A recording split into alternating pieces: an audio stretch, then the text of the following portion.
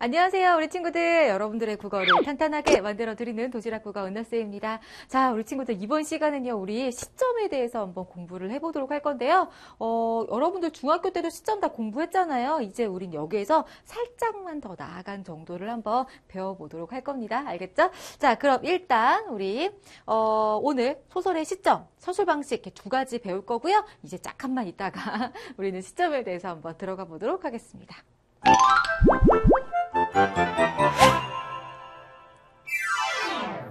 네, 자, 우리 친구들 그러면 이제 우리 시점 들어가도록 할 텐데요. 우리 일단 뭐 교환을 받으셔도 은하쌤의 팁이라고 되어 있는 이 부분부터 먼저 보도록 할게요. 우리 다 중학교 때 배웠던 내용이야, 이거는. 즉, 자, 시점을 우리가 구분할 때 뭐 1인칭, 3인칭 뭐 이렇게 네 가지 정도로 우리가 배웠었는데요.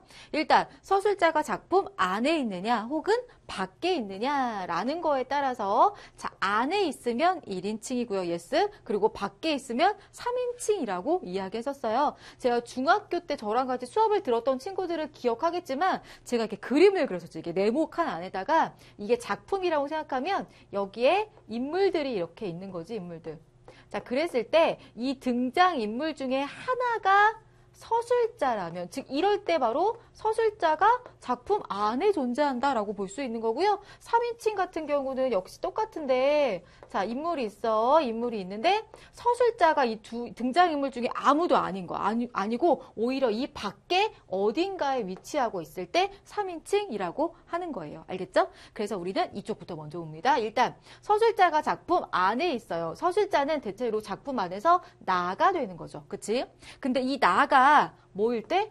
주인공이다 라고 한다면 이게 바로 즉 나가 자신의 이야기를 한다. 즉 내가 주인공이다. 그러면 뭐라고? 1인칭 주인공 시점이 되는 건데 자 내가 주인공이 아니라 나는 관찰자이고요. 등장하는 인물 얘가 주인공이다. 그러면 나는 뭐야? 이 주인공을 관찰만 하는 사람이니까 내가 뭐가 된다? 1인칭 관찰자 시점이 된다. 이렇게 여러분들 정리해 두시면 되겠죠. 우리가 배웠던 동백꽃 같은 그런 작품은 어리숙한 나가 나의 이야기를 했어요. 그래서 1인칭 주인공 시점이었었고요. 자, 여러분들 배웠던 친구들 있겠지만 사랑손님과 어머니 같은 경우에는 누가? 오키가 서술자였고요. 주인공은 사랑손님과 어머니였었지. 그래서 이렇게 오키가 이 두 사람을 관찰해서 작품을 그렸었죠. 그치? 이런 것들 여러분들 구분해 두시면 되겠습니다. 알겠죠? 자, 우리 그럼 이번에는요. 3인칭을 한번 보도록 할게요. 자, 3인칭은 아까도 얘기했다시피 등장인물이 이렇게 있을 때 자, 작품 바깥에 서술자가 있을 때죠. 작품 밖에. 그러니까 우리 표현에도 서술자가 작품 밖에 있다. 이런 말 나오면 무조건 3인칭이 되는 거야. 자, 어쨌든 3인칭인데 이때 인물의 내면 심리를 다루고 있다면 전지적, 아니라면 관찰자 이렇게 보시면 되는데요.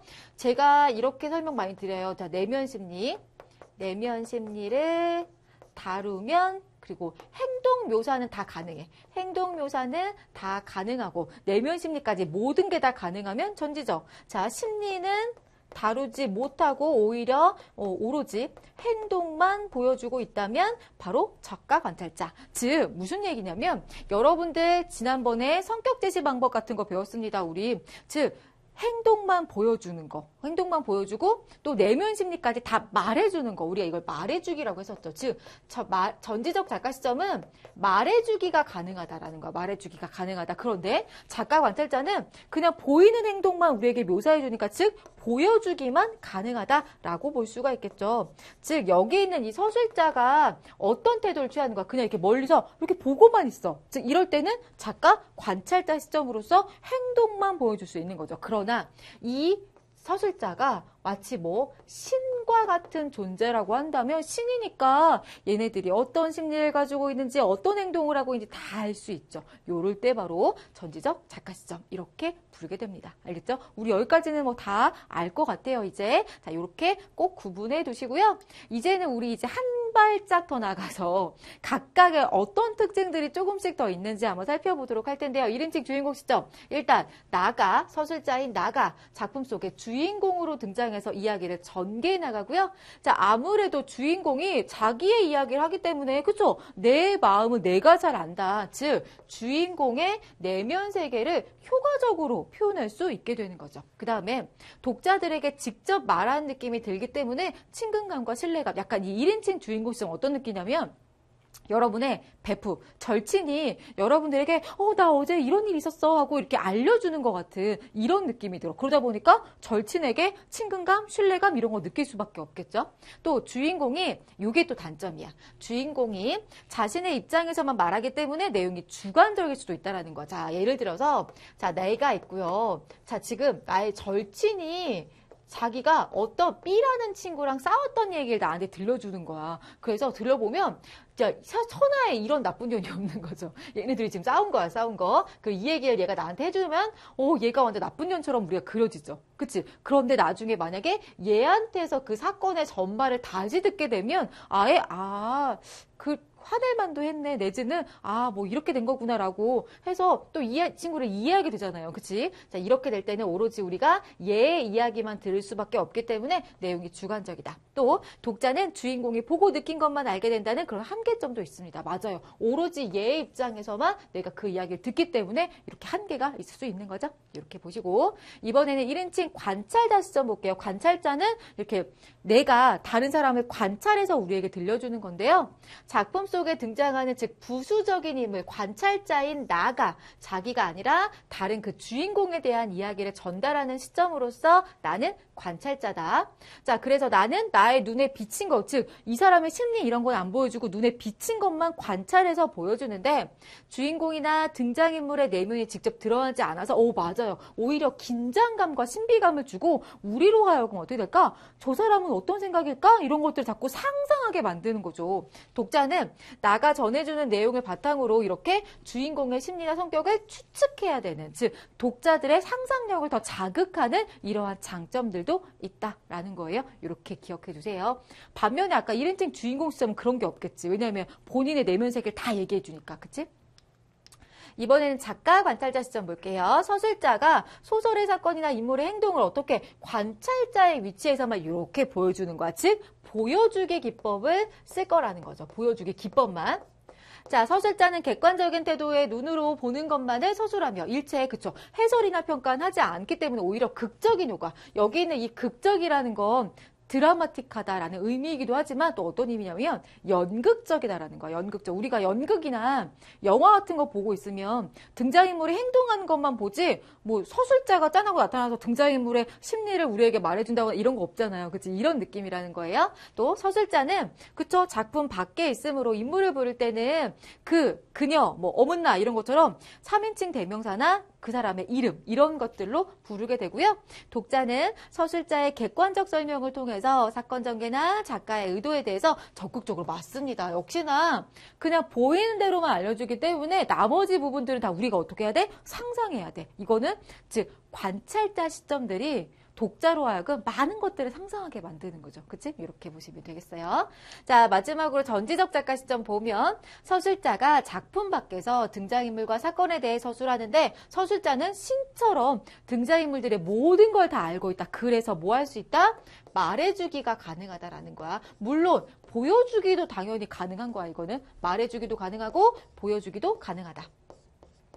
자, 서술자는 인물과 사건에 대해 분석하고 해설한다. 때로는 서술자가 작가의 인생관이나 전달하고자 하는 주제까지도 맞아요. 직접적으로 드러내기도 해. 우리 특히나 고전 작품들을 보면요. 여러분 기억나시겠지만 고전 작품 보면 서술자의 직접 게임 막 이래가지고 서술자가 자기의 심리를 직접 드러내기도 하고 주제의식을 아예 대놓고 말해주기도 하죠. 이런 것들이 여기에 해당하는 거고요. 서술자가 알아서 다 분석해서 말해주기 때문에 맞습니다. 또 역시나 독자는 아까 관찰자 시점들은 우리가 많이 상상해야 되는데 전지적 작가 시점 같은 경우 우리가 상상할 필요가 없는 거야. 이러한 건 단점인 거지. 그러니까 얘들아 그치? 단점이라고 볼 수 있겠어요. 자, 이렇게 해서 일단 간단하게 특징들 다 살펴봤고요. 이제 우리는 오늘 오늘의 하이라이트, 거리라는 걸 좀 보도록 할게요. 거리, 디스턴스. 자, 거리는 뭐냐? 서술자와 인물 또는 독자 사이에 가깝고 멀게 느끼는 이런 심적의 거리를 말하는 건데요. 소설에서 거리는 서술자의 위치나 서술자가 대상을 바라보는 각도에 따라 달라진다라고 이렇게 이야기하는데 거리가 무슨 말이지? 라고 느낄 거야. 근데 여러분 이렇게 한번 생각해 볼게요. 자, 절친이 일단 여러분 이렇게 생각하자. 이 나가 독자인 거야, 독자. 왜? 우리가 글을 읽는 사람이니까 일단. 자, 그리고 이 절친이 나에게 자기의 나도 알고 있는 어떤 친구야. 나도 알고 있는 어떤 친구의 이야기를요. 나에게 해준다고 칩시다, 얘들아. 그렇게 해준다고 칩시다. 즉, 얘가 독자고 얘가 서술자가 되고요. 즉, 여기 있는 이 아이는 인물이 되는 거죠.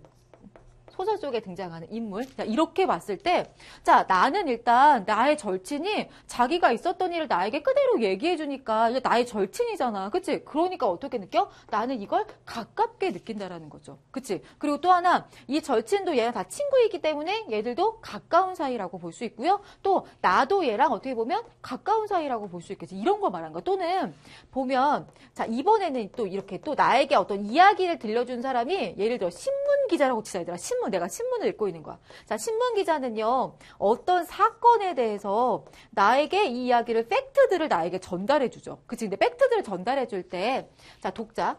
자, 그러면 나는 이 신문 기자를 가깝게 느낄까? 아니야. 어쨌든 저 사람은 나에게 그냥 객관적인 어떤 이야기를 들려준 사람이니까 멀게 느끼는 거죠. 정서적으로. 그치? 또 신문 기자도 이 사건을 멀리 떨어져서 사실이 어떤 것인가를 확인하는 사람이니까 역시나 멀다라는 거 알 수 있죠. 그치? 얘들아, 이런 걸 말하는 거야. 내가 더 사람을 가깝게 느끼느냐, 멀게 느끼느냐. 알겠지? 요거를 얘기하는 겁니다. 여러분, 이런 걸 참고하시고, 그러니까 가깝다, 멀다의 느낌이 어떤 거라는 걸 참고하시고, 우리는 자, 요렇게 보도록 할게요. 자, 일단 이 표 먼저 볼게. 우리가 이 표를, 암기하고 계시면 좋고요. 암기를 못하더라도 좀 머릿속으로 생각해 두시면 되게 좋을 것 같아. 자, 제가 아까 설명했던 것처럼 다시 한번 설명할게요. 일단 우리가 시점부터 이렇게, 여기부터 할게. 자, 말해주기와 보여주기부터 할게요. 말해주기와 보여주기. 일단 서술자와 독자와 인물이 있다라고 했을 때요. 자, 서술자가 독자에게 말하기, 즉 인물의 내면 심리까지 다 말해준다라는 건 두 사람이 가깝다라는 걸 의미하죠. 즉 이거는 가까운 거야. 말해주기 할 때는. 자, 그리고 또 내면 심리까지 다 알 수 있다라는 거는 서술자와 인물도 가깝다라는 거죠. 그치? 그런데 여기에서 이제 독자와 인물 사이는요. 어떠냐면 아까 뭐라고 했냐면 자, 1인칭 주인공 시점이나 전지적 작가 시점 같은 경우는 그냥 얘 입장에 다 말해주기 때문에 독자는 상상할 여지가 없다라고 했었어. 그치? 그러니까 독자는 뭔가 내가 적극적으로 가서 상상하거나 이러지 않고 그냥 얘가 들려주는 대로만 들어. 그러다 보니까 이 인물에 대해서 멀게 느낄 수밖에 없다라는 거예요. 알겠지? 이런 식으로 여러분들 좀 연상을 해보세요. 자, 반면에 보여주기는 서술자와 독자와 인물 역시나 서술자, 독자, 인물이 있을 때 자, 일단 인물 여기부터 보자. 얘들아, 서술자는 인물을 보여주기만 하는 거니까 멀리서 바라만 보는 거죠. 그치? 이거는 멀다. 자, 그리고 서술자가 독자에게 말해줄 때도 자기의 어떤 생각을 담아가지고 막 친절하게 얘기해주는 게 아니라 그냥 있는 사실만 그냥 말해줘요. 먼 거야, 거리가. 자, 그런데 반면에 이 둘 사이는 그러면 독자는 있었던 내용을 바탕으로 내가 적극적으로 더 다가가서 상상해보게 되죠. 그러니까 여기는 가까운 게 되는 거. 알겠지? 이런 식으로 여러분들이 이 거리 부분을 좀 잘 한번 생각해 보시면 좋을 것 같습니다. 자, 그러면서 자, 말하기, 보여주기 보면서 우리는 요거 1인칭 주인공 시점, 전지적 작가 시점, 관찰자 시점인데 이 관찰자는 1인칭 관찰자랑 3인칭 작가 관찰자가 동일해요. 관찰자일 때는. 그래서 한 대 묶어서 그냥 보도록 할 텐데 자, 제가 아까 절친 얘기했었죠. 절친이 서술자고요. 자, 나가 독자고요. 그 다음에 뭐 다른 어떤 사람 그냥 이렇게 어떤 사람이라고 쓸게. 이 사람이 이제 인물인 거야. 자, 일단 자, 우리 1인칭 주인공 시점이나 전지적 작가 시점 같은 경우는 어떻다? 자, 이게 이 사람을 이렇게 다 다 알아가지고, 그치? 내면 심리까지 다 알아가지고 해주니까 여기 가깝고요. 자, 그리고 절친과 나도 어때? 나의 생각까지 다 전달해서 말해준 사람이니까 가깝다고요. 그리고 아까도 얘기했지만 나는 이 사람과는 어때? 얘의 시선으로만 모든 걸 봐야 되기 때문에 상상할 필요가 없어. 그래서 멀어진다라는 거야. 즉, 전지적 짝가 시점으로 보자면 가깝고 멀다. 그치? 가깝고 멀다가 되는 거예요. 알겠지? 그런데 여기에서 이제 1인칭 주인공 시점일 경우에는요, 이 사람이 나랑도 알고 있는 사이라고 생각해봐. 그치? 대부분 보면 내 친구가 어떤 얘기할 때 나도 아는 사람에 대해서 얘기하는 거 되게 많잖아요. 그러니까 얘도 나랑 아는 사람이라고 생각해보면 가깝고 심지어 여기까지 가까워지는 게 1인칭 주인공 시점이야. 자, 여러분 일단 그냥 이렇게 전지적 짝가 시점이랑 관찰자 시점 두 가지만 기억했다가 마지막에 1인칭은 이것마저도 가깝다라고만 생각하시면 돼요. 알겠죠? 자, 그런 다음에 이제 아까 다시 했지? 신문기자. 자, 기자가 나에게, 즉 기자가 서술자고요. 나에게 독자, 어떤 사건에 대해서 전달해준다. 자, 기자는 사건을 어떻게 본다? 그냥 객관적으로만 본다. 자, 멀어요. 또 나에게 전달해줄 때도 그냥 있는 사실만 그냥 던져줍니다. 멀어요. 하지만 나는 그렇기 때문에 얘를 좀 더 상상해서 가깝게 볼 수 있다. 가깝다. 이렇게 여러분들, 즉 이거 얘들아 말하기랑 보여주기 똑같지 지금. 그치? 이렇게 해서 한 대로 그냥 기억해 두시라고요. 알겠죠? 요것만 기억해 두시면 우리 친구들이 그렇게 어렵지 않을 것이다. 알겠지? 자, 전지적 짝가 시점 요거 이렇게 하고 요거는 다 가깝다. 이런 식으로만 기억해 두세요. 자, 그렇게 봤을 때 제가 일부러 여러분에게 빈칸을 좀 만들어 봤어. 빈칸을. 그래서 자, 서술자와 인물이야 우리. 아까 했던 거 다시 한 번만 적을게요. 자, 서술자와 독자와 인물이라고 했을 때, 자, 이거 말해주기라고 이렇게 해놓을게. 그냥 말해주기. 자, 얘네들 가깝고, 얘네들 멀다. 자, 여기 보여주기일 때는 어떻다? 자, 서술자, 독자, 인물이라고 했을 때 여기는 멀고 여기는 가깝다. 이렇게 여러분들 일단 생각해 두시면 자, 1인칭 주인공 시점은 이쪽에 들어갑니다. 그죠? 말해주기 쪽에 들어가지? 서술자, 나 주인공으로 서술자와 인물 사이의 거리는 그쵸? 거의 존재하지 않아요. 왜? 내가 나의 이야기를 하는 거거든, 결국에는. 따라서 서술자와 인물 사이의 거리는 1인칭 주인공 시점에서 어떻다? 가깝다, 멀다? 가장 가까운 거죠. 얘들아, 서술자와 인물 사이 가깝다. 자, 그리고 작가 관찰자 시점은 이쪽이에요. 자, 서술자가 인물의 외면만을 그죠? 객관적으로 전달하기 때문에 서술자와 인물 사이가 어떻다? 멀다. 여러분 이런 식으로 빈칸 채울 수 있겠어요. 자, 이번에는 서술자와 독자 사이를 봅니다. 서술자와 독자 사이의 거리는 보여주기와 그리고 말하기의 서술 방식일 때 달라진대요. 일단 보여주기의 서술 방식보다 말하기일 때 더 어떻다? 자, 말하기일 때 더 어떻다? 가깝다. 그치? 자, 비교적 1인칭 주인공 시점과 전지적 작가 시점의 경우에는 서술자와 독자 사이의 거리가 자, 비교적 1인칭과 전지적 이쪽이에요. 이쪽일 때 서술자와 독자는 어떻다? 가깝다. 그치? 이런 식으로 여러분들 따져보는 거야. 자, 또 이번에는 독자와 인물이야. 독자와 인물 이쪽. 일반적으로 독자와 인물 사이의 거리는 서술자와 인물 사이의 거리에 맞아요. 반대. 아까 보면 반대였었어, 얘들아. 자, 서술자가 등장인물의 모든 것을 알려줘. 얘들아, 모든 걸 알려준다는 얘기는 말해주기죠. 자, 그럴 때 서술자와 등장인물의 사이는 어떻다? 자, 바로 멀고요. 서술자와 등장인물 사이는 가깝지만 독자와 인물 사이는 어떻다? 멀다. 자, 서술자가 등장인물의 외면만을 관찰하는 경우, 즉 보여주기일 때는 서술자와 인물 사이는 어때? 서술자 인물 사이는 멀지만 독자와 인물 사이는 어떻다? 가깝다. 그죠? 자, 1인칭 주인공 시점은 주인공이 자신의 직접 체험한 일을 가까이 이야기하기 때문에 독자와 또 인물 사이가 또 어떻대? 이번에 가깝게. 즉, 1인칭 주인공 시점은 다 가까워. 알겠지? 이렇게만 기억해 두시면 되겠습니다. 알겠죠? 이런 식으로 여러분들이 거리에 대해서 좀, 이제 고등학교 때 되면 이 거리에 대한 문제 엄청 많이 나오거든요. 그러니까 이런 식으로 좀 기억해 보시면 여러분들이 좀 쉽게 다가가지 않을까라는 생각이 듭니다. 자, 그러면서 우리는 요거, 동백꽃과 관련된 문제를 풀면서 마무리 한번 해보도록 할 텐데, 자, 우리는 이거만 보면 돼. 동백꽃 시점 뭐였어? 동백꽃, 우리가 이 마을에 처음 들어왔을 때, 즉 나가 나왔네요. 즉 1인칭이라는 거 알 수가 있고 이 나가 주인공이라면 1인칭 주인공 시점이죠. 자, 동백꽃이라는 소설은 우리가 다 배웠기 때문에 어때? 내가 주인공이었어. 즉, 이 작품은 1인칭 주인공 시점입니다. 자, 즉, 이 위 글을 여기로 바꾸었을 때, 즉, 1인칭 주인공 시점을 자, 이거로 바꿨을 때, 즉, 여기 보면, 그라고 되어 있네요. 그. 즉, 나가 아니라 그라고 묘사되어 있어요. 즉, 이거 3인칭이란 얘기야. 또, 아무리 봐도 나란 사람이 없어. 그치? 서술자가 작품 바깥에 있는 경우고요. 자, 이제는 우리가 내면 심리를 다루고 있나, 안 다루고 있나만 살펴보시면 되는데요. 여기 쭉 보면, 가끔 보면 여기 보자. 자, 그 은혜에 감복하여 그의 부부는 늘 고마워했고, 인품으로는 그런 집이 없다고 칭찬을 아끼지 않았다. 이런 거. 또, 나오다가 또 마지막에 보면 무례한 행동으로 소작지가 떨어지고 집에서 쫓겨날지 모른다고 생각한 것이다. 이런 식으로 얘들아 어때? 내면 심리가 담겨져 있네요. 즉 1인칭 주인공에서 3인칭 전지적 작가 시점으로 시점이 변화했구나라는 거 일단 기억해 두세요. 자, 1인칭 주인공 3인칭 전지적 작가. 근데 얘들아, 우리 이거 보면, 전지적 작가.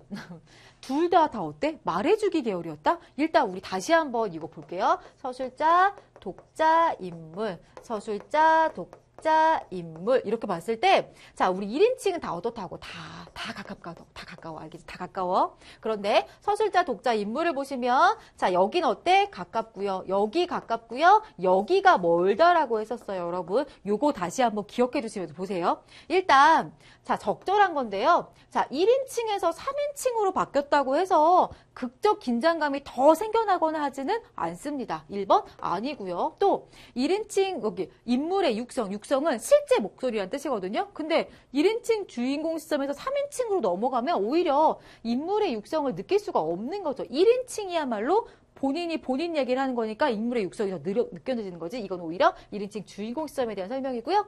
자, 서술자와 독자 이런 것 봐. 이게 바로 이렇게 나온다니까 이렇게. 자, 서술자와 독자의 사이가 봐. 서술자와 독자 이게 가까웠죠. 그치? 서술자와 독자의 사이가 더 가까워지는데 여기도 가깝고 여기도 가깝다. 그치? 달리 더 가까워지지 않습니다. 그러니까 이것도 아니고요. 인물의 내면 심리를 정밀하게 파악할 수 있다. 일단 여기 같은 경우는 1인칭 주인공 시점은 주인공의 내면 세계를 여기가 가장 잘 보여주죠. 그렇지 않다 하더라도 어쨌든 여기도 둘 다 말해주기를 할 수 있기 때문에 또 이렇다고 또 말할 수도 없어요. 답은 5번인데요. 인물이 처한 상황을 좀 더 객관적으로 볼 수 있다. 자, 누가? 독자가 인물을 객관적으로 볼 수 있대요. 즉, 독자가 인물을 여기는 가까워. 독자가 인물을 여기는 멀어. 즉, 먼 게 더 객관적인 거죠. 그치? 그러니까 답이 5번인 거야. 이것 봐, 얘들아. 이거 알고 있으니까 이런 문제들 사실 너희 이거 몰랐다면 이게 무슨 말이야? 이럴 수밖에 없지 않겠니? 그치? 그러니까 요거 잘 기억해 두세요. 고등학교 때 나올 겁니다. 자, 어쨌거나 이렇게 해서 우리 소설의 시점과 거리에 대해서 한번 배워봤고요. 잠깐만 쉬었다가 서술 방식 보도록 할게요.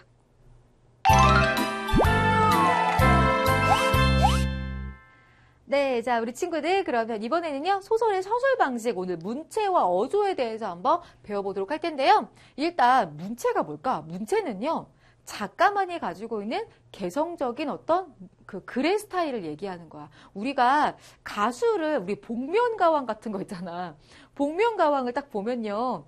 그 가수들이 자기 원래 본래 스타일을 감추고 다른 사람인 양 이렇게 노래를 부르죠. 만약에 본인 스타일대로 아무리 복면을 쓰고 불렀다고 하면 우리는 다 누가 불렀는지 알 수 있을 거야. 왜? 그 사람마다 본인만의 어떤 스타일들이 있거든요. 이게 바로 문체가 되겠습니다. 물론 작가가 작품에 따라서 자기의 문체를 살짝 바꾸는 경우도 있긴 해요. 하지만 기본적으로 자기만이 가지고 있는 그런 어떤 문체 또는 자기만의 말투 이런 것들이 있는데 그게 바로 문체가 되겠습니다. 자, 그래서 일단 문체를 구성하는 거에는 서술자의 지문, 즉 서술과 묘사 그리고 대화 이렇게 세 가지가 있는데요. 자, 서술이라는 건 서술자가 직접 인물, 사건, 배경 등에 대해서 직접 설명하는 부분으로서 사건의 진행이 매우 빠르고요. 해설, 요약, 추상, 그러니까 약간 이 서술이 뭐냐면 서술이 말해주기랑 비슷한 느낌인 거야.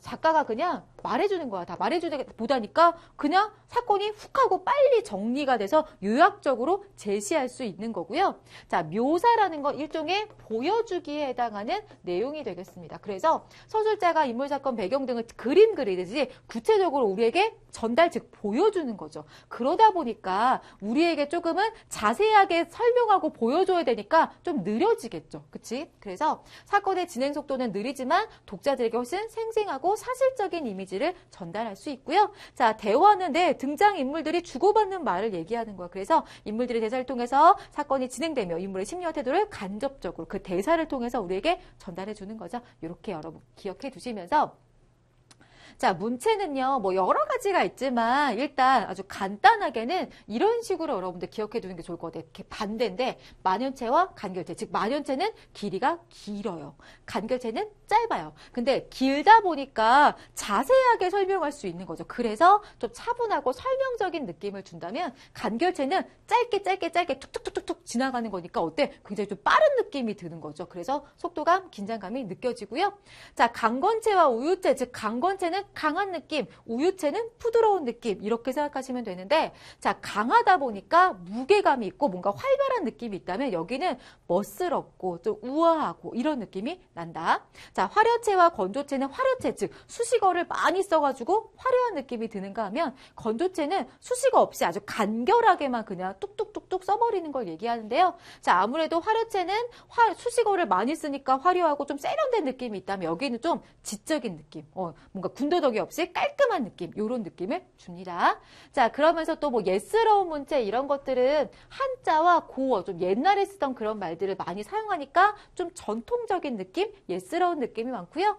감각적인 문체는 인물, 사건, 배경 등을 구체적이고 감각적으로 표현해서 생생한 느낌, 또 토속어, 방언, 비속어 이런 것들은 우리에게 향토적인 느낌도 주고 또 구체화시키기도 하고 한다. 이런 정도로 이런 문체들이 있구나라고 보시면 되고요. 이번에는 어조를 볼게요. 어조는 서술자의 말투야. 우리 아까 문체는 작가의 말투라고 했잖아요. 이번에는 서술자의 말투이자 서술자의 태도를 드러내는 거야. 즉 서술자가 그 인물에 대해서 만약에 긍정적으로 여기고 있으면 서술자의 태도, 즉 어조도 달라지는 거야. 그치? 뭔가 긍정적인 어조로 바뀌고요. 만약에 그 인물을 부정적으로 보고 있으면 말투 자체도 뭔가 풍자적이고 막 이런 느낌으로 바뀌어버리는 거죠.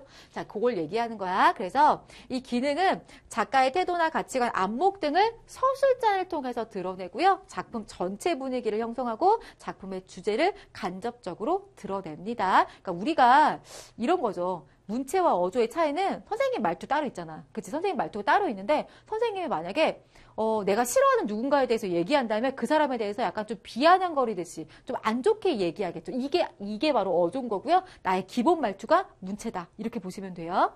자, 그래서 이런 어조에는 뭐 여러 가지가 있지만 주된 것들, 해악이라는 건 익사를 통해서 웃음을 유발하여 대상에 대해서 호감이나 연민을 느끼게 하는 어조를 의미합니다. 자, 해악과 풍자는 함께 세트로 정말 잘 나오는데요. 자, 둘 다 웃음을 유발하긴 하는데 목적이 뭐다? 해악은 호감이나 연민을 느끼게 하는 거. 풍자는 부정적인 인물의 현실에 대해서 공격적으로 비판하는 거. 얘도 역시나 웃음을 유발하긴 하는데 비판이 목적이다. 그래서 제가 이런 예를 많이 들죠. 흥부와 놀부. 우리 흥부전 뭐 이런 거 보면 흥부는요, 어때?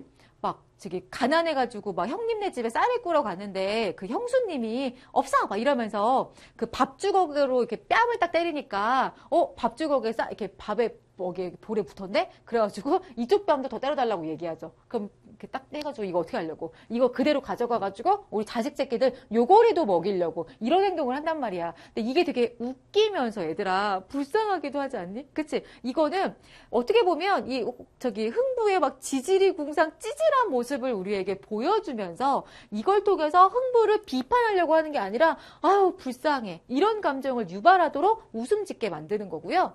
반면에 놀부의 행동은 어때요? 놀부의 행동은 다 비판적으로 그리면서 풍자하는 거죠. 그치? 이런 게 다르다. 자, 그리고 반어는 표현하고자 하는 바와 오히려 반대로 표현하면서 의미를 강조하는 거야. 반대로 이야기하는 거고요. 자, 냉소는 이게 차가운 웃음이란 뜻이잖아요. 그래서 대상에 대해서 좀 쌀쌀맞은 태도로 비웃고 업신여기는 이런 어조. 자, 과장은 대상의 의미를 좀 실제보다 크거나 작게 이렇게 표현하는 것 이런 것들이 있겠습니다. 자, 그러면서 우린 역시나 태평천하라고 하는 요 작품을 좀 보도록 할게요. 이거 예전에도 한번 설명을 했던 것 같은데 일단 다시 한번 보면 여러분 이렇게만 일단 기억해도 자, 윤직원이라고 하는 즉 할아버지가 있고요. 이 진짜 이름은 아니야. 윤직원 영감이 있고 그 다음에 윤창식이라고 해서 윤주사라고 불리는 즉 이 사람의 아들이 있고요. 그 다음에 이제 윤직원의 손주들 종수였나 종식이었나 종수 그리고 종학이가 있어요. 자, 이런 어떤 대가 있을 때, 자, 일단 여기는 일제강점기다, 얘들아. 일제강점기고요. 여기 보면, 망진자 호연이라는 말이 있는데요. 이거 옛날부터 있었던 말로, 진시황이 있던 그 진나라를 얘기하는 거야. 자, 진나라를 망하게 한 사람은 호야다라고 하는 이 진시황이 그런 어떤 점괘 같은 걸 받은 거야. 그래가지고, 저 족쪽에 있는, 오랑캐인 호라고 하는 나라가 우리를 망하게 하겠구나라고 해서 막 만리장성을 쌓고 막 이랬는데, 알고 보니까, 진나라를 망하게 한 건 진시황의 아들 호야라는 애였던 거죠. 이 얘기예요. 그래서 즉 여기 뭐냐면 윤직원을 망하게 하는 건 다른 게 아니라 윤직원의 어떤 가족들이다라는 얘기를 여기로 지금 표현하고 있는 부분인데요. 자, 일찍이 윤직원 영감은 그의 소시적 윤두꺼비 시절에 자기 붙인 말대로 윤용규가 화적의 손에 무참히 맞아 죽은 시체 옆에 서서 노적이 불탄을 하고 화강이 충천한 하늘을 우러러 이놈의 세상 언제 망하려느냐라고 얘기했대요. 즉 여기는 이 윤직원 영감이 아빠가 누구냐 윤용규인 거야. 근데 얘가 돈을 좀 벌어놨는데 화적대가 와가지고 이 재산들을 다 훔쳐가고 막 불지르고 하니까 그 시체 앞에서 막 세상을 원망하면서 이놈의 세상 언제 망하려느냐라고 하고요. 사실 근데 기본적으로 좀 정상적인 사람이거나 또 올바른 사람이라면 그렇다면 이놈의 올바르지 않은 세상을 바꾸려고 노력해야 되는데 이 윤직원 영감은 아주 이기적인 사람이야. 그래서 뭐라고 얘기하냐면 우리만 빼놓고 어서 망해라 인 거예요. 세상을 바꾸려고 하는 게 아니라 세상은 망해도 되지만 나만 잘 먹고 잘 살았으면 좋겠다라는 생각을 갖게 되는 거야. 그래서 그때부터 열심히 아주 이기적으로 다른 사람 것들도 착취해가면서 엄청 이렇게 해가지고 나만 부자가 된 거죠. 그런 다음에 어떻게 했다. 이 나의 돈을 또 계속해서 지켜나가기 위해서는 다른 권력들이 필요한 거야. 그래서 뭐 이렇게 자기 아들들이나 손자들을 이제 좀 높은 자리로 올려보내고 싶어 하는데 여기 있는 이 윤창식 같은 경우에는 자기 아빠 돈만 이렇게 막 써먹고 막 놀러 다니고 막 이런 스타일이야. 얘한테 별로 기대를 안 해. 근데 이 손주들은 좀 똘똘하단 말이야. 그래서 이 종수 같은 경우는 우리 지역에 군수를 좀 시키고 싶어 하고요. 종학이는 경찰서장을 시키고 싶어 하는 거야. 자, 만약에 내 손주들이 한 명은 군수, 한 명은 경찰서장이야. 그럼 난 도대체 무서울 게 없는 거죠. 이제, 그지? 그래서 얘들을 어떻게 해서든지 이렇게 만들어 보려고 막 교육도 시키고 엄청 막 이러고 있는 상황인데요. 자, 이때 이제 여기 보면 계속 볼게요, 이제. 자, 이미 반세기 전, 그리고 그것은 당시에 나한테 불리한 세상에 대한 격분된 저주요. 즉, 우리만 빼놓고 어서 망해라 라고 하는 건 나에게 불리한 세상에 대한 격분된 저주요. 겸하야 웅장한 투쟁의 선언이었대요. 해서 윤직원 영감은 승리를 했겠다요 라는 건데, 얘들아. 이거는 이 서술자가 윤직원 영감의 어떤 일들을 되게 요약적으로 알려주는 부분으로서 사실은 요거는 판소리체라고 해요. 판소리 같은 경우는 이렇게 그 광대, 즉 서술자가 그 이야기를 막 알려주잖아요. 게다가 이렇게 말투도 어때? 했습니다가 아니라 했겠다요라고 마치 관객들에게 직접 얘기하고 있는 그런 말투죠. 이게 바로 판소리의 문체다라는 거 기억해 두시고요.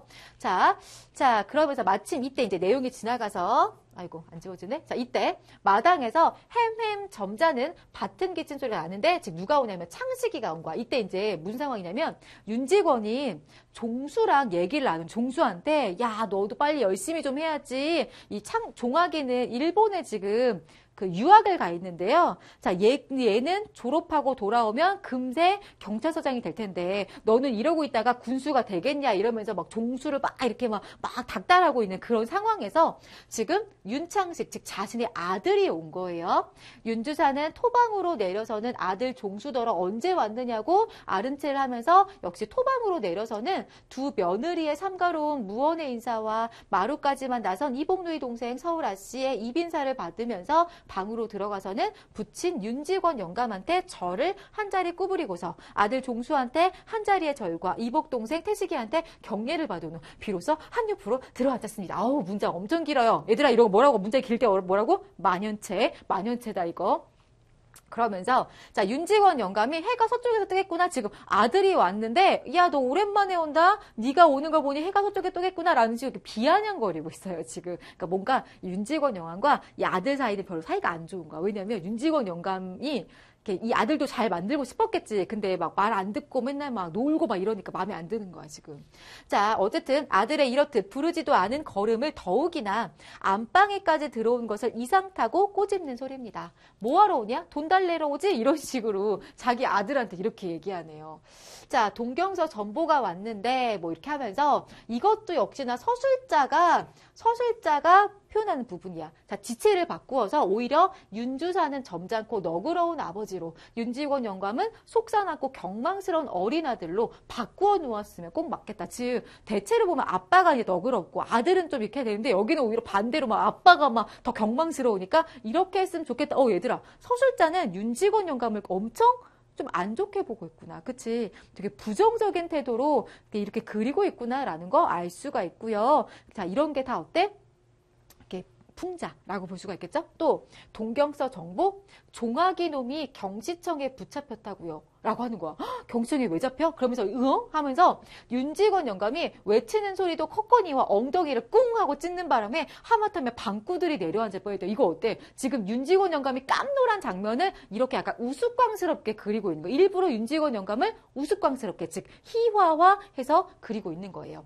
자, 모여선 식구가 제각기 놀란 것은 물론이고 윤직원 영감은 마치 묵직한 몽치로 뒤통수를 얻어맞았냐? 정신이 멍해서 입을 벌리고 눈만 휘둥그랬지 한동안 말을 못하고 꼼짝도 못했대요. 그러다가 이윽고 으르렁거리면서 얘들아 사람인데 으르렁거려. 즉 이것도 어때?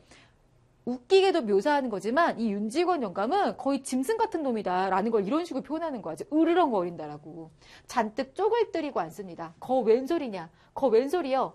그놈 동무가 친전보인가 본데 전보가 돼서 자세히는 모르겠습니다. 윤주사는 조끼 호주머니에서 그 전보를 꺼내서 부친한테 줬대요. 어쨌거나 뭐 이런 내용인데 자, 이게 왜 논란일 일이냐면 그냥 경시청, 즉 경찰청이 잡혔다는 것 자체가 문제가 아니라 자, 뭐 때문에 잡혔냐면 사회주의 운동을 하다가 잡혔다라는 것 때문에 깜놀한 거예요, 지금. 근데 지금 우리의 윤직원 영감은 어떠냐면 나만 잘 먹고 잘 사는, 즉 막 돈 많은 게 좋은데 이 사회주의는 어떨까? 사회주의 같은 경우는 부자들이 가난한 자의 어떤 부를 착취한다라고 봐요. 그렇기 때문에 이런 부자들의 재산을 뺏어가지고 나눠줘야 된다라는 생각을 갖고 있었거든요. 그러다 보니까 윤직원 영감 입장에서는 깜놀할 일인 거죠. 게다가 어떻게 보면 야 이놈의 자식 부잣집에 손주로 태어났으면 잘 먹고 잘 살 수 있고 편하게 살 수 있어. 즉 우리에게 있어. 윤직원 영감과 이 손주들에게 있어. 세상은 어때? 태평천하인 거야, 태평천하. 근데 이놈이 왜 이러냐는 거지. 게다가 뭐라고 중간에 뒤에 뭐라고도 표현하냐면, 아니, 이 일본 사람들이 우리를 지켜주고 있고, 뭐 이런데, 뭐 이렇게, 이 태평천하에 왜 사회주의 운동을 하냐고 이렇게 말을 하는 거죠. 그치?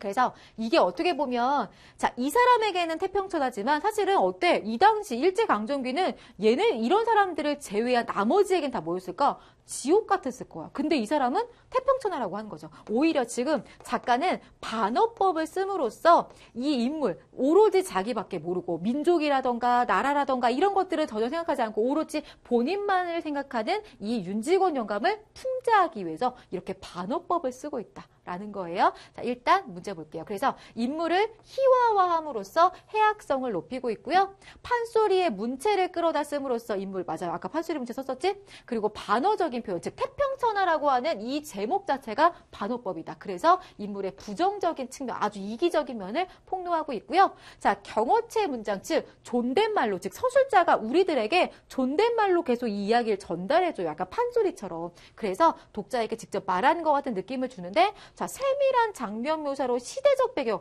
세밀한 장면 묘사는 약간 인물을 희화화하는 데는 쓰였을지 몰라도 시대의 어떤 모습을 보여주고 있지는 않습니다. 그래서 답이 5번인 거야. 알겠죠? 이런 식으로 우리 문제 풀어보시면 되겠네요. 자, 우리 잠깐만 쉬었다가 마무리하도록 할게요.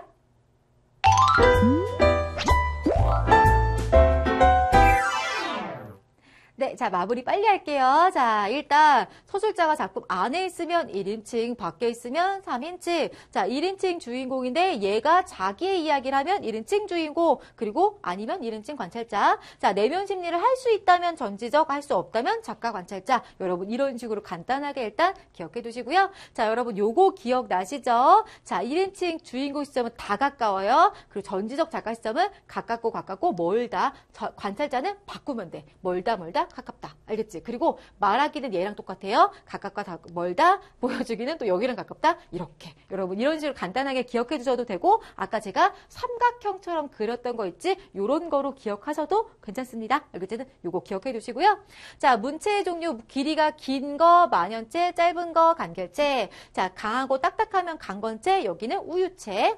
자, 수식어 많이 쓰면 화려체, 여기는 건조체. 그리고 익살 이런 거 해악. 자, 부정적인 인물이나 현실에 대해 공격적 비판, 풍자. 그 다음 표현하고자 하는 바와 오히려 반대로 반어. 대상에 대해 쌀쌀맞은 태도, 냉소. 의미를 실제보다 크거나 작게 과장. 이런 식으로 해서 여러분 기억해 주시면 되겠습니다. 어쨌든 오늘 수업이 좀 길어졌어요. 그치? 여러분 수고하셨고요. 다음 시간에 또 만나요.